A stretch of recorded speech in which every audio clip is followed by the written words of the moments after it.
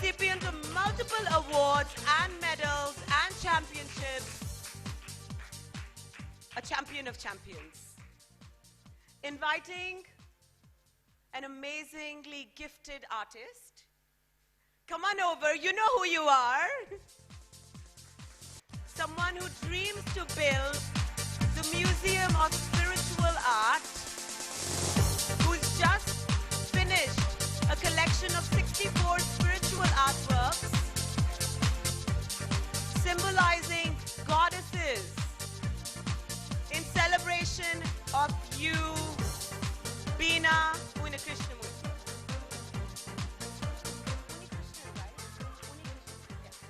Beena Unnikrishnan. The impact of a mentor. I leave you in the mentoring hands of M. Padmavati.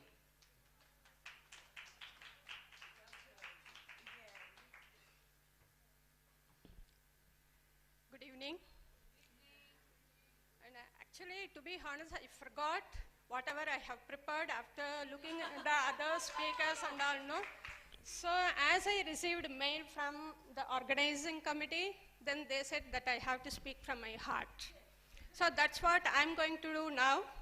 See, mentoring, I have started my journey in the year of 2002, almost 18 years, and I have trained more than 75,000 students and corporates.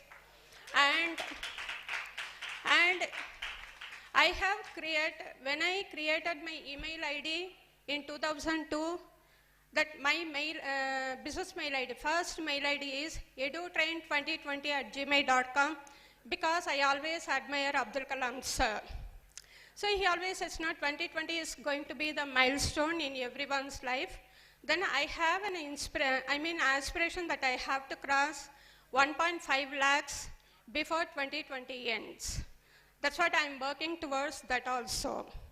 And when I talk about mentor, all the mothers are mentors for us. As soon as we born, our mother become mentor. They guide us in a proper way, what to do, what not to do. And now the mentoring become a career in a business world. Suppose the person are doing some business, they need to have someone who guide them properly. And for me, mentoring is not only sharing knowledge and experience, but also guide the entrepreneurs in a proper way. And being I'm also a psychologist also, and I have done my psychometric course in Cambridge University, London, because the assessment, assessing someone plays a greater role in enhancing one's skill. And I have started mentoring the corporate as well as the business people. Then I realized, see, instead of mentoring or instead of guiding adult, okay, why don't you let me start with the children. So last month I have started one more center at Ashok Nagar, Chennai, where my main business is to mentor only boys. Because someone spoke that we need to guide boys properly so that girls will be on a safer side.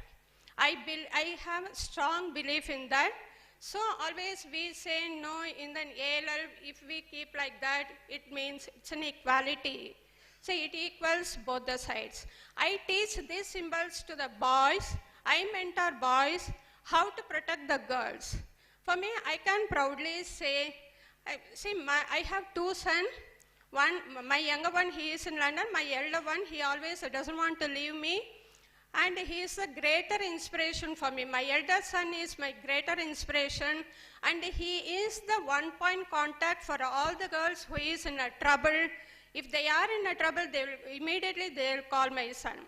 So in that way, so mentoring not only adults or the business, mentoring you are guiding someone in a right direction so that they can lead their journey in a right way, as well as they can guide others also. So in that way, I have started my journey, and my main motto is protect the young girls, protect the women, and we need to teach the boys how to protect the girls also. And when it comes once again, when it comes to, I know I said, that's what I said, that I have forgotten everything. If I pre-planned that I could speak sequentially. And one more thing, see, entrepreneurs, all the entrepreneurs, they have aspiration that they have to come up, they have to scale up their business. But they need to know, see, everything is a need-based and the demand-based. They will start their business at one point of time. But a family is the backbone for them. If the people, they don't have any support from the family also, they also can run the business successfully and they can scale up and they can come up in their life. For that, we need to assess most of the thing. When I assess the entrepreneurs, the one factor, common factor they have is a only fear factor. Only whether they can achieve, whether they can scale up. So we need to remove that fear factor. That's what I'm doing. Only fear management as well as the time management will definitely enhance the skill. Also mentoring the children also, it will help their families also to change their lifestyle. So maybe it may be not the prepared speech. So whatever comes to my heart, whatever I do, I have shared. Thank you so much for the opportunity. Thank you. Thank you so much, Padmavati. We're a little short on time, so I apologize for hurrying you on. Next, we meet with the daughter of a sex worker, someone who grew up in Asia's largest red light area, someone who faced physical and mental abuse, someone who came to an NGO called Kranti that helped her turn all the odds against her into opportunities, into her being a mouthpiece for sharing her story with the world, into her being an international facilitator and public speaker. Please put your hands together and your hearts together in welcoming Jayashree Patil. Thank you. Thank you so much. Okay.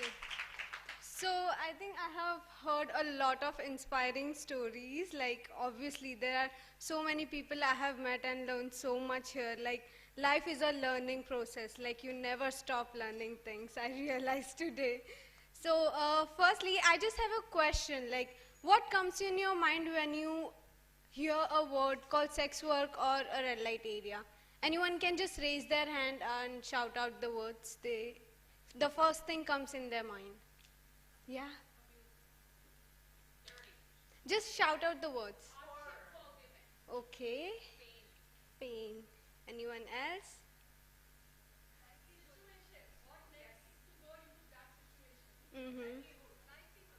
Okay. Thank you. So I think I have heard the words where are so many questions too. So for me, what comes in my mind is an area which is full of mothers, mentors, and a little bit discomfortness, but the strongness of women. Thank you.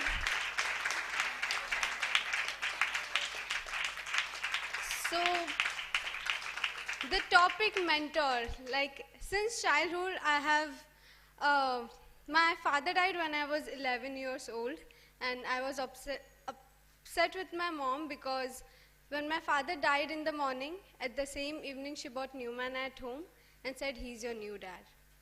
For the next 2 years, this new dad used to beat me and my mom almost every day. After that, I moved to Kranti. But you know what made me successful? The fact that I have let go of my anger for my stepdad and also for my mother. I can see that they are also a human being and trying their best at life. They just have some limitation. I have learned that the biggest gift you can give to yourself and to others is forgiveness. So I think these things I realized when I came to Kranti. I was 12 years old when I came to Kranti. So many people have heard Trina before talking me. She's the founder of Kranti NGO. So Kranti fully changed my life. Like the founder, there is one more founder called Robin Chaurasia.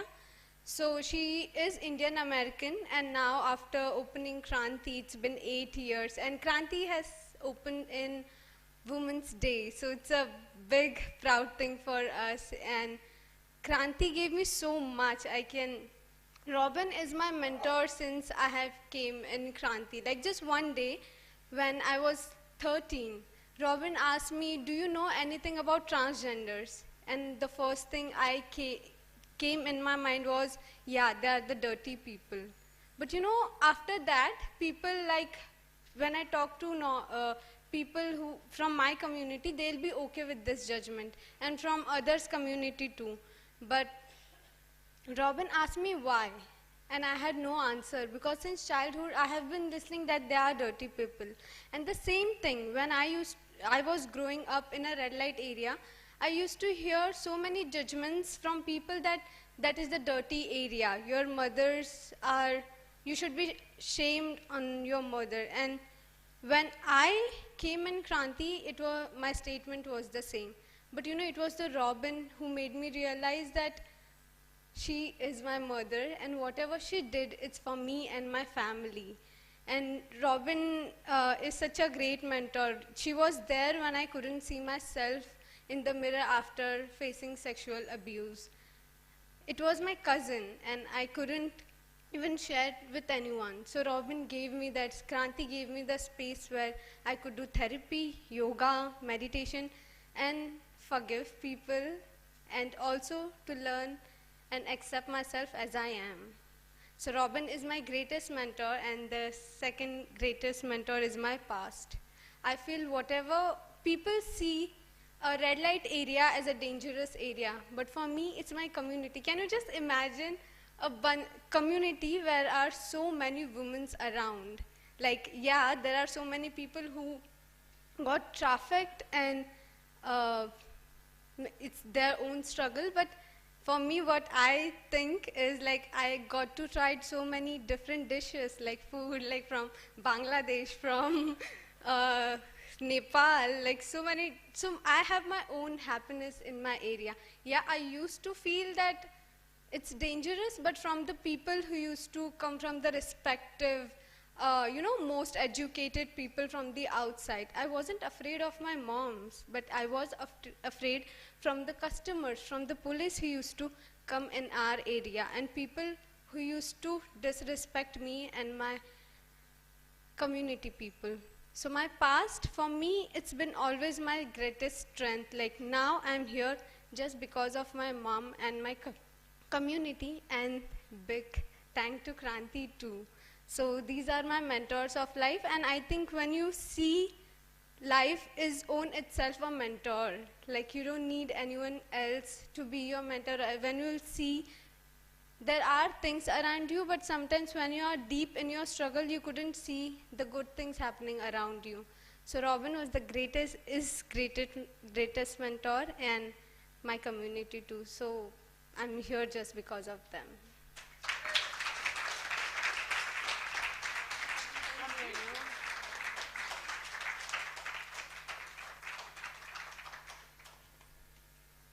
What a beautiful celebration of life you are.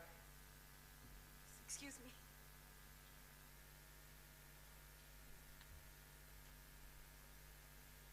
You said the greatest, yes, you said that. But you also said that our greatest mentor is life. And that is so profound. Because mentors are all around us in various shapes and forms, but to recognize it, that's the beauty that we need to open up our hearts to. Thank you for you. Thank you. If I could invite our next speaker, Rupa Ramamurthy.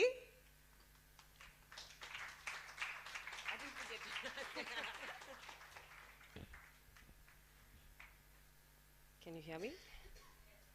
Firstly, I'm terrified of standing here and speaking. I'm okay to sit and speak, but I was terrified of the stage. No, that's fine. That's fine. I think one or the other day one has to conquer this. I first like to thank this forum. It's been a wonderful 2 days of developing such good relationships. I found so many good friends here, and I go back with such warm memories. And I think I've gone back with an objective of life. First time I've met my farmer friend who's sitting here right in between, and I've never known anyone who's a farmer. It's my first time in my life I know someone like that, and something that I aspire to be. And so many other women who've inspired me in the last 24 hours. Saraswati auntie, who's there, I made a vow yesterday not to cry when I think of my father, because she's been so brave. But so much that I've learned. So I'd really like to thank this forum. It's also one of the only forums in my entire life where I've seen so many women, apart from family weddings that I shy away from. I've never seen so many women in my entire life, because the community that I come from has more men than women. So I quite like this, and I'd want to do everything to, kind of change that. But also, this is the first time that I've heard the word beautiful being associated with almost every session. Every 2 hours we've been called beautiful, that I'm almost beginning to believe it. Okay. In my banking forums, nobody says, hey, you guys, this is a beautiful forum, come on, in the way that she says, maybe I should try that. But if I did that, those guys with their stiff upper lip and their banking books might just throw me out. Okay, but so, when I took up this topic, I was particularly very intrigued with the topic of mentorship, because that's what's got me through life. Life itself has been a mentoring experience. Everybody's got drama in their lives, right? Everybody, all of us, some small drama, some big, some medium, all kinds, but we've all got dramas in our life. I'm not exempt either, but I have a particular feature that I'm very proud of. I love to create my own dramas. Where none exists, I can create those without any problems at all. So I was born to amazing parents, amazing grandparents, born in Calcutta, raised in Mumbai, a little bit of a confused soul. I never knew where I belonged to.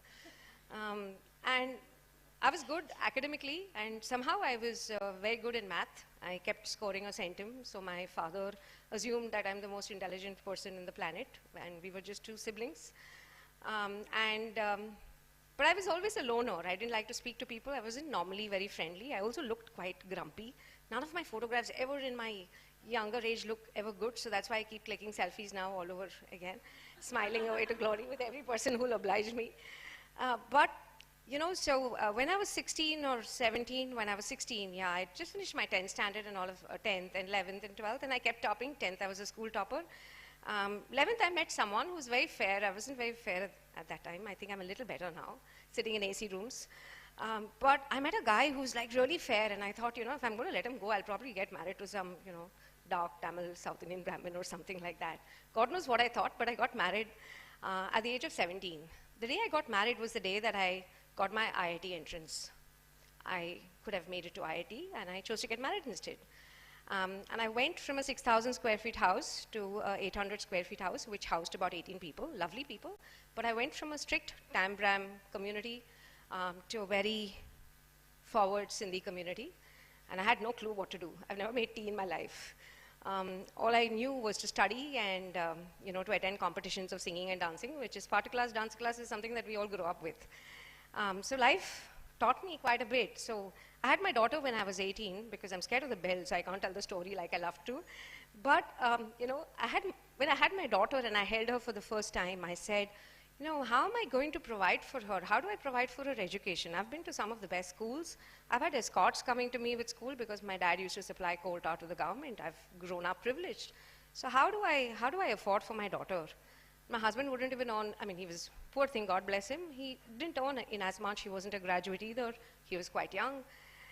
And Sindhi families have businesses and, very different mahol. So I grew up trying to understand what to do. My daughter was 1 year old, and I still hadn't figured out, and I was quite upset. My father came during Diwali, and he came with a big bag, and I said the story yesterday. I thought it was mithai. People come to people's houses, and I thought that's what my dad did, but he didn't. He got me books.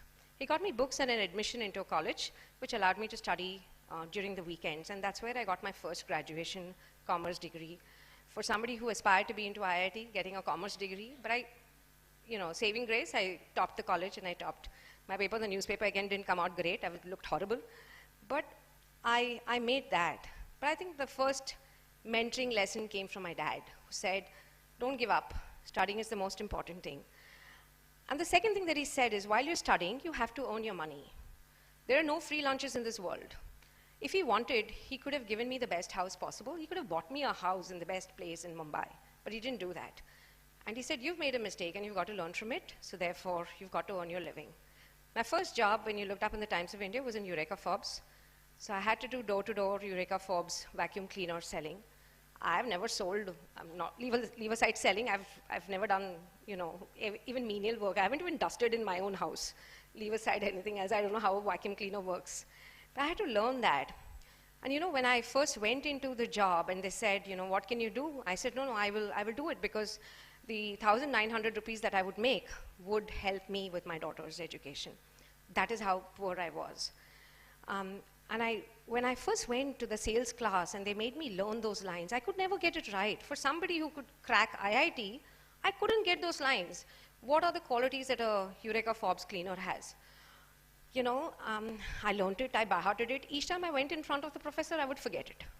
Each time I did that for about 2 weeks and I couldn't get it right. And then they said, if you can't get it right, how will you go and sell? So we'll have to take you out.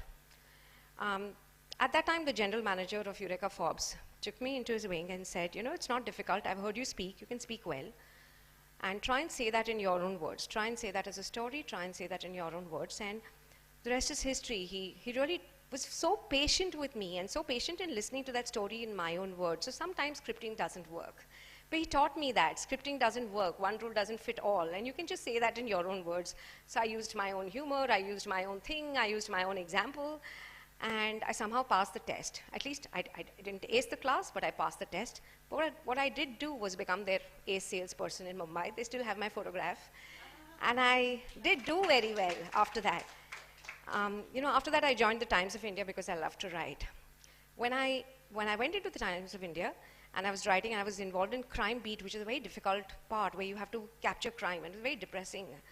Each time I'd go back to my daughter at home, it would be a depressing scenario to, see her and see all the crime and get called in the middle of the night. And we have my journalist friend out here. I can't find her. But it was a difficult time. During one of my interviews, one of the ladies hadn't come, and I think it's Providence.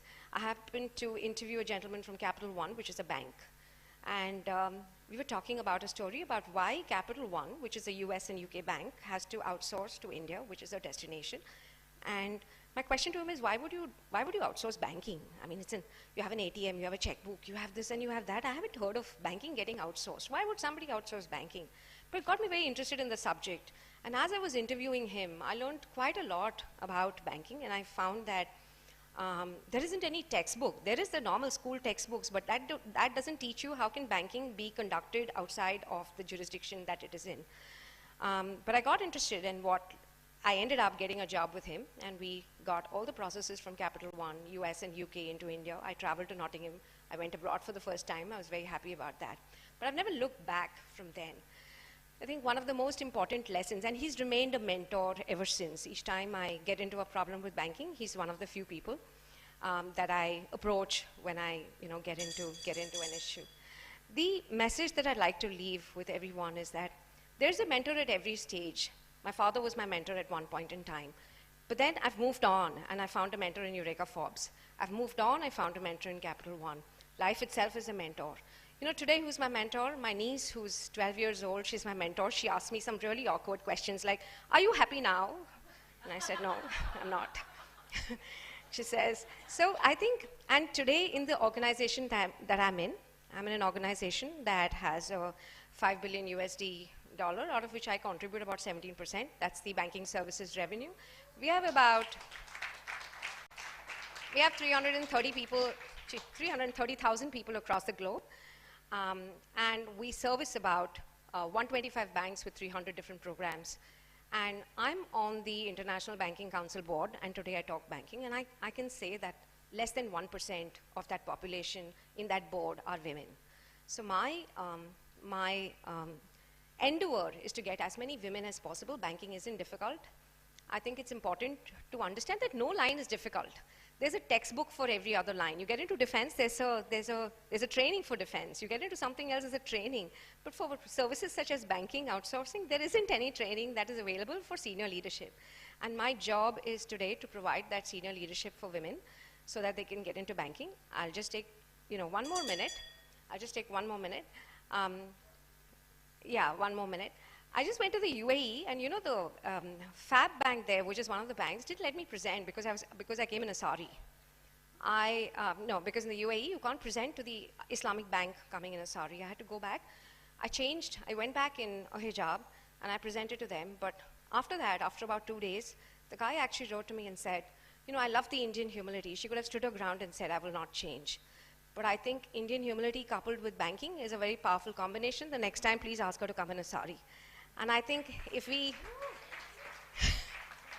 leave, of course I did that a little intentionally for people who know me, but I think it's a very powerful message that women can make it in banking, but we have to be the right mentors. It's now time for me to be on the other side, and I think as mentors, strong on the outside and soft on the inside, just like the Mentos gum, which is hard on the outside and strong on the inside. So if I have to compare, mentors are like Mentos, fresh, hard, and soft inside. Thank you very much. Thank you, Rupa, for leaving us with that unforgettable analogy. Mentors are like mentors. I'd like to invite a sports person, par excellence, a squash player, a champion of champions, like we said before, someone who's been playing squash before she was born, right? Since the age of 6, welcoming you, Lakshya Raghavendran.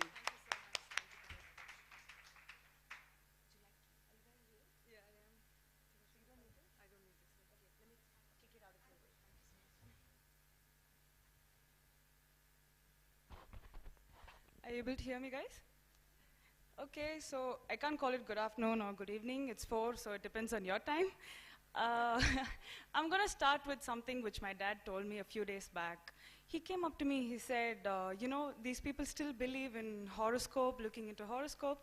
So there's some person who comes home and he says, hey, your daughter was born at the time when a boy was supposed to be born. And then my dad says, look at this, Laksh, you were born at that point of time.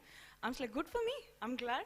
I'm glad I was born at the time of a boy because it's better, because being a woman and being strong is something great. Everyone should be proud about being a woman today. But the one thing that made a difference is without having mentors throughout my life, I wouldn't have been here. So giving me this topic to talk today is something I would love to indulge myself and talk a few things about what I have been through and what's the impact of a mentor through my life.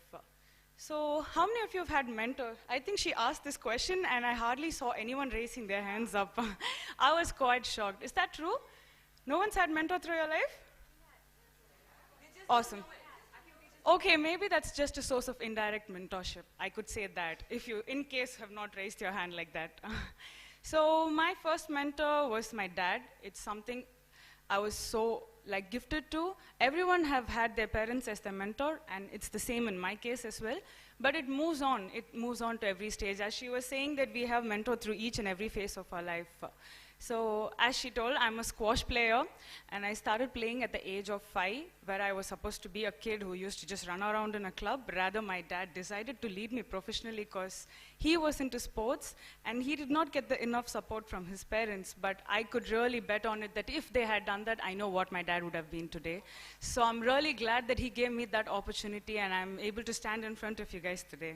So I started playing at 5, and later on he thought of shifting me to the India's best academy. But before that, what he did was the greatest. My dad was a person who never used to write his own examinations, but he went on to write the Asian level coaching examinations just to become a certified coach to handle my career. So I was so proud. That was the starting steps to my success, to my career. I would say the present day parents, when someone else talks to me, I would say parents should not only be ready for advice, they should also be ready to get into action. And that's what I am really looking forward to the other parents. So whenever someone says, be ready for the action, that's the word that comes out of my mouth. So, yeah, I mean, he was not ready to write his own exams, and when it came to me, he was like, oh God, I think I should really do this. So I really feel like parents play a major role in the early nurturing of the kid. It's very important that parents really have to take responsibility and tap out the potential out of their own child. And I remember a lot of speakers here would have mentioned mentor through their life. I am a person who's never been a mentor to anyone, but I bet on it that being a mentor would be a lovely thing that you could give someone, you could, provide someone, and you can improve their lives. That's a source of gift from the God. So I would say the source of mentorship that was given by my dad was later on I went on to travel around the world. I've traveled around with my team. I've traveled around learning a lot of things, molding myself maturely, giving a character to myself. I gain a lot of confidence, gain a lot of knowledge traveling around. Mentorship is something that is actually, it focuses around the younger generation. I could say that because it guarantees them that there is someone to take care of them, and then they're not alone. They make them feel like there is someone traveling along with them to their day-to-day challenges. It's a source of boost on a daily routine. And I feel like a parent at the first stage has to do their job, and that's when the kid is at the right path and at the right choice. In the next stage, once we grow up to a certain point of time, I feel like it's time for you guys to start, recognizing your own mentors. And this is possible because I'll tell you how I went through. My dad was someone who used to keep giving me a lot of advice, and I was so proud about it. But after a point of time, I felt like, I think I'm just so taxed up. Like, I think it's time I need to start listening to people around as well. So that's when I started joining organizations, getting interactions around in social interactions where you actually get to meet a lot of people. And that's when I started handling myself. I started to learn how things are about life. And being a sports player, I had to be into the social interaction. I really feel like people who don't really involve themselves in social groups should actually start getting yourself into groups where you realize the value of what's the amount of exposure that you get through mentorship from others. And I feel like a lot of us do misunderstand the fact between a mentor and a role model. A role model could be anyone, but I don't think by the end of the day they can become your source of inspiration. But there's a change. When I'm coming here, today after I came here, I realized that there are a lot of role models that I see here, because you people could turn out to be my mentor tomorrow. That's possible. But some people who look up to some celebrity, to a legend, cannot become your personal mentor. So you have to start searching personal mentors amongst your group. Around you, there are so many people who could give value to your life. And through my journey, I would say my journey of squash was 21 years. As she told, it was literally like from my childhood, like since I was a baby, I'm in squash. So all my life, I'm going to finish it off, sorry. So all my life, my squash coaches have been my mentors, and they played a major role in molding me as a professional player. So the only result of my dad, my mom's involvement, and my coaches involving, and all of this was a result of, being a small player. I'm from a very small city called Salem. I don't know how many of you know about it, but I'm really proud to say that I'm from Salem, because that's the place that's given me this opportunity and exposure to come around. So being a player at 5, I turned out to become the national player at 8. And at 13, I was representing the country at the Asians and the World Juniors. And at 15, I was the youngest Indian to make it to the Indian team, Indian senior team. And at 17, I won the gold medal after 8 years for our country. So I'm so glad I was involved with a lot of people, having been a mentor in my life. Thank you so much for giving this opportunity. Thanks, Auntie. To be a part of WEF. I'm so sorry I'm addressing to her as Auntie, but she really looks as young as me. So I'm really thankful to be here today, a part of everyone. And I'm really glad that I've met so many people who have mentors through their life. And I will cherish this moment forever. Thank you.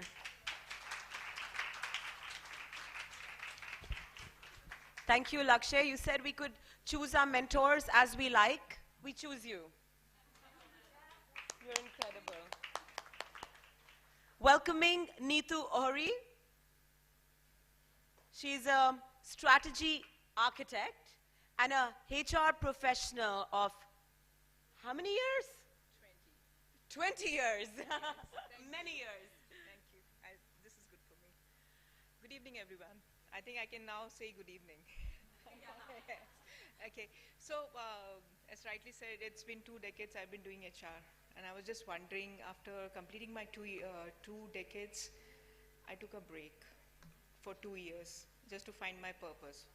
what exactly I'm doing. I've been just doing HR for the corporate, for different industry, right, for financial, infrastructure, manufacturing, education, and now in real estate.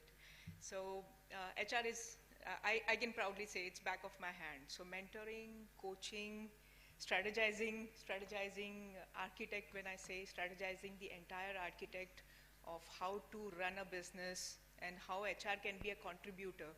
So these are few things which I will talk about. The main thing I would share here, in this 2 years of my break, I was just understanding what exactly India has in it. So more or less, I also read somewhere, mentor equals to guru. In Hindu, we call it guru. So lot of learning, I was just Googling, I was just trying to Google what exactly is the meaning of mentor.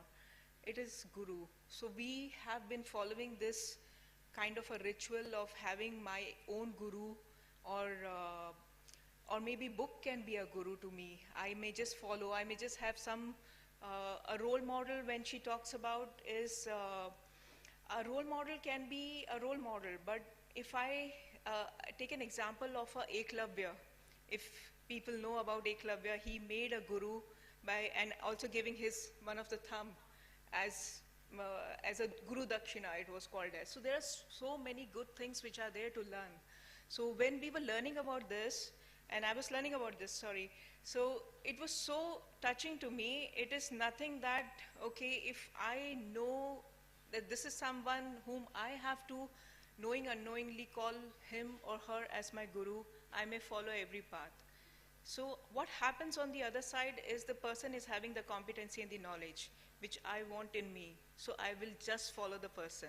How does it impact me? Yes, I'll be taking everything the person is having every time I go to the person and I say, yes, I have learned this path. Now next thing that I want to learn from the person is I have to validate it, and this is how the entire process of mentoring goes. So how this entire work I had brought in the corporate life is creating so what is happening in the corporate is the millennials or the young guys are picking up their mentor or picking up the companies rather than picking up the person they want to work with.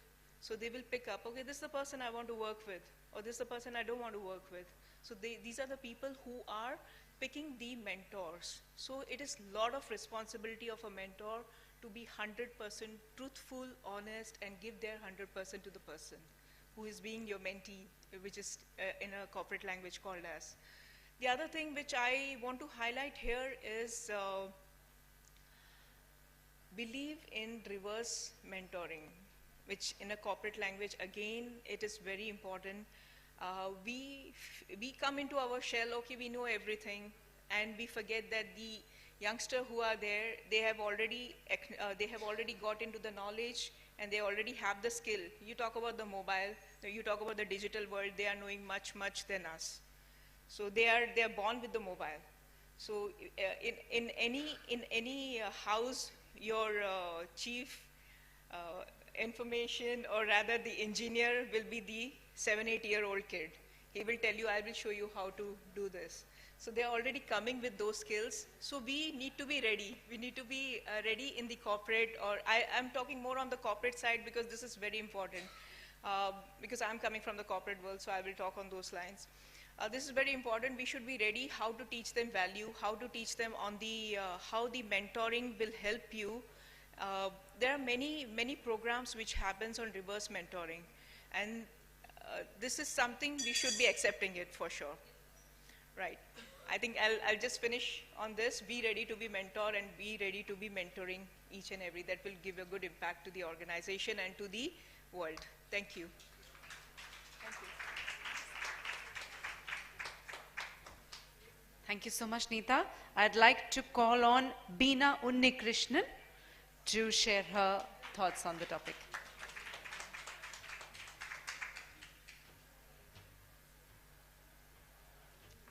Good evening. Thank you, Mamta and Harbeen, for this opportunity. For me, mentor means it. Today, if I'm here talking in front of you, it's the result of somebody's mentoring. Mentor, in our language, on our culture, we call it as guru, one who disseminates the darkness inside you with his knowledge and experience to empower yourself with your energy, to ignite the power within yourself.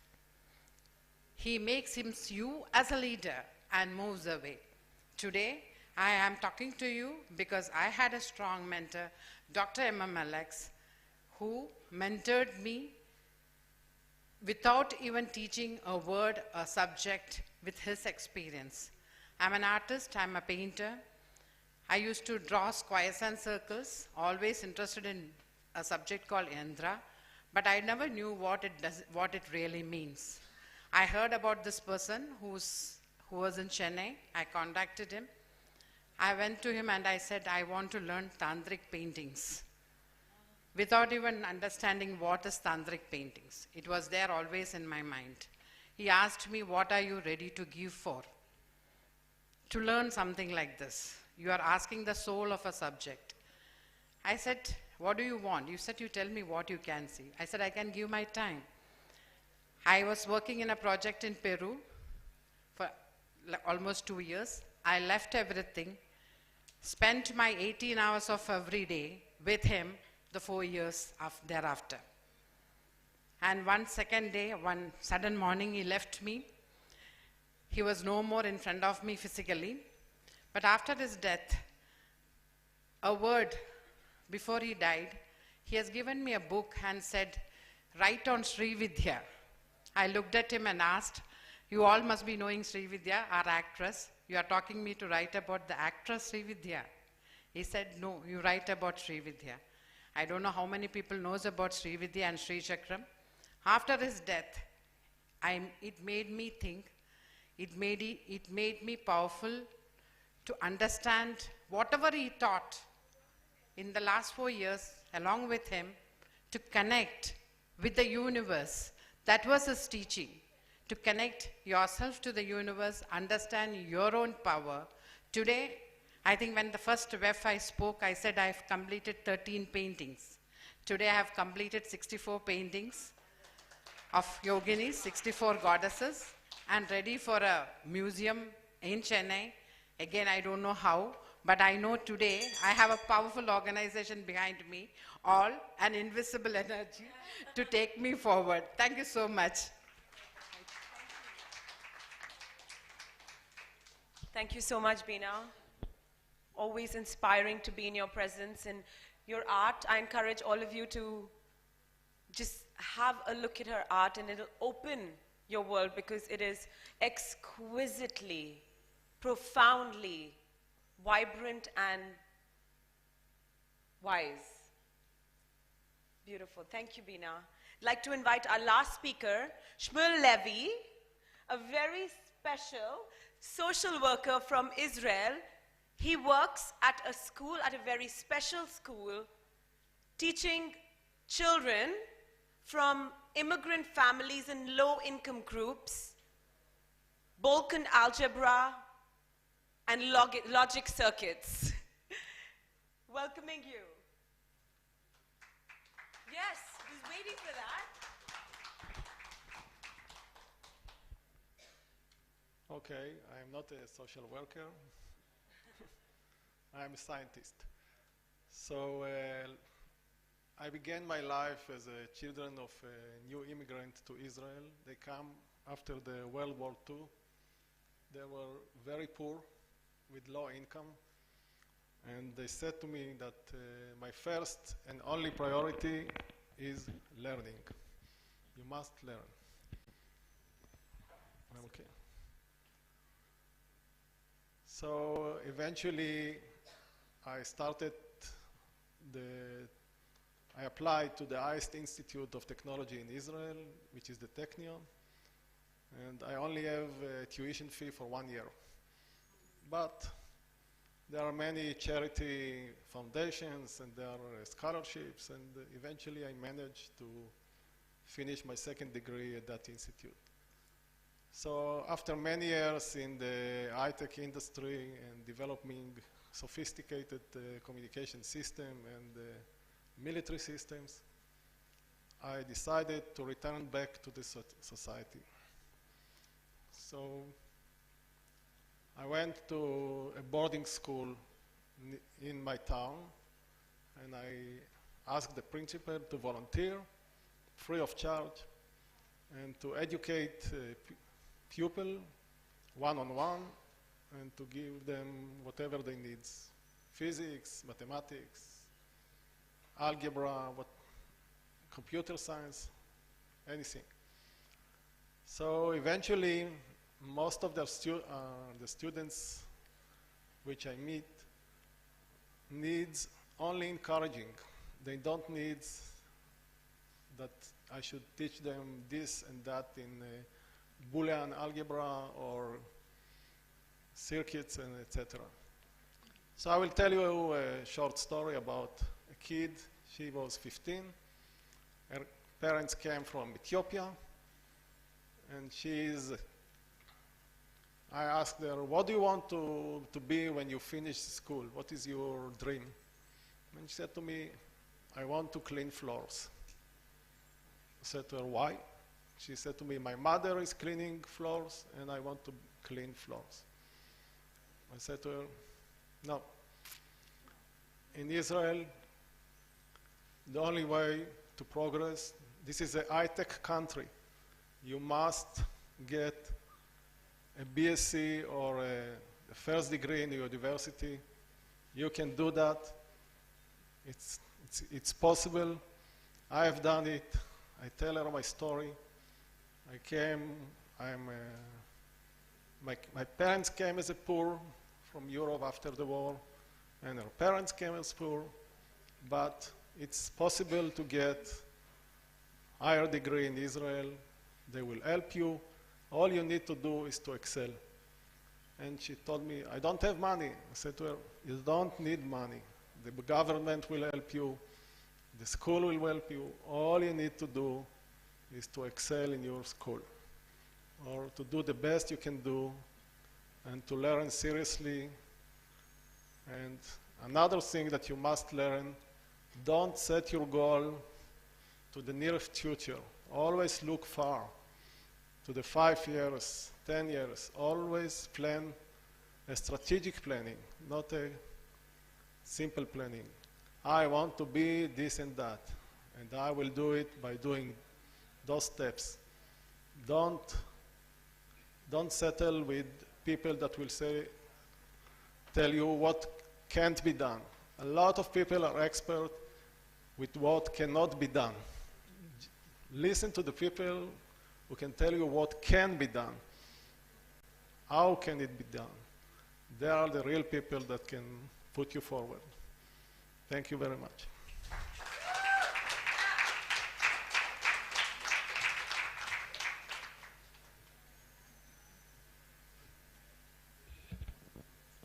Sorry? Yeah, you did. I'm shocked. This has never happened before in the history of WEF. With all these women having so much to say, you gave us a minute. What an offering. Thank you, Ishmael. And I also want to recognize his patience in being such an engaged audience over the past 2 days as well. Yeah, thank you. This is your first time in India, right? Yes. Thank you for your support, and thank you for the work you do. It's our pleasure. We give it to you over and over again. Is Harbeen here? Mamta, could you, thank you, because we'd like to close this ceremony, but before we do, I want to ask you, did you feel enlightened or discover that you had a mentor in your life? Okay, 3 yeses, good. Okay, 4, 5. Yes? Yes, okay, it's that time of the day where we say a roaring yes. Can you roar it to me? Didn't hear you. One more time. Yes. Okay, double it up. Yes, yes. Yes, yes. One more time. Yes, yes. Welcoming Harbeen.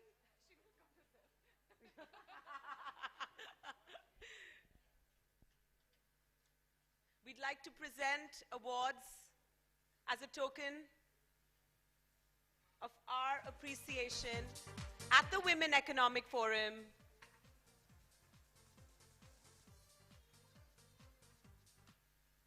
Calling on Sprite Laureano to join Harbeen in giving away the awards. You met her, you know her, you've experienced her.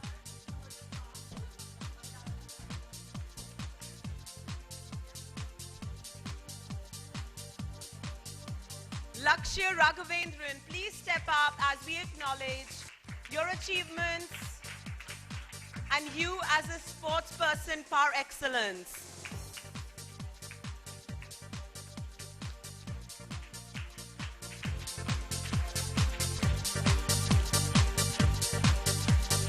Only 3 more sessions to go.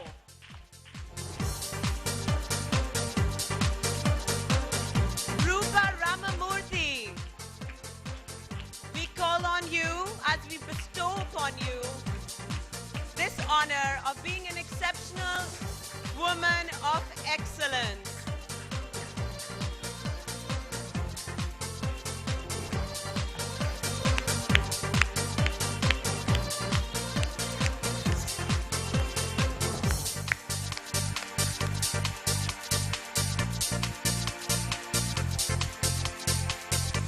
Neetu Ori, you are indeed an iconic woman creating a better world for all.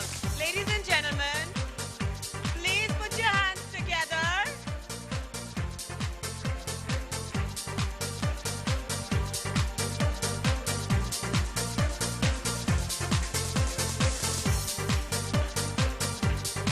M. Padmavati, please step up and accept this honor of being an exceptional woman of excellence at the Women Economic Forum. Ladies and gentlemen, I urge you to shine your light onto the stage.